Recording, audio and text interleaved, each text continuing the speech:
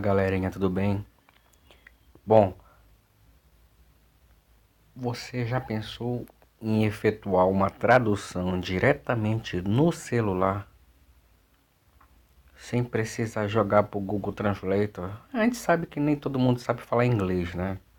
Ou japonês, ou chinês, ou qualquer outro idioma que seja aí, né? São poucas as pessoas que sabem. Então, o Android ele traz essa facilidade pra gente aí, mais especificamente o teclado do Google, tá? O Gboard. Exemplo, você quer traduzir algo que você tem para falar com uma pessoa que fala em outro idioma. Exemplo, deixa eu ver aqui, eu vou falar aqui com minha sobrinha. Aí eu quero falar alguma coisa para ela, só que essa coisa tá em inglês. Quero falar em inglês, por exemplo, com ela. Aí você pode procurar aqui no keyboard esse símbolozinho bem aqui, ó. Tá vendo aí? Esse símbolo aí. Aí aqui você pode escrever e ele vai detectar automaticamente o idioma de origem e nesse pontinho aqui você escolhe qual é o idioma de destino. Eu quero inglês.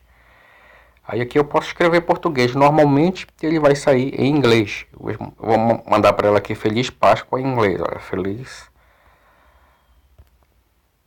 Páscoa.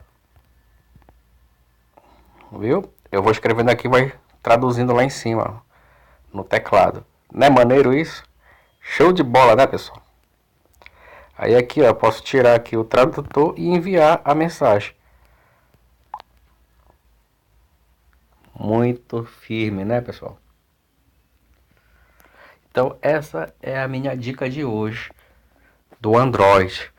Se vocês gostaram dessa dica, querem mais dicas como essa, dá o like aí, curte o vídeo, comenta e compartilha esse vídeo para fazer nosso canal crescer. Em breve, a gente traz mais dicas firmes do Android.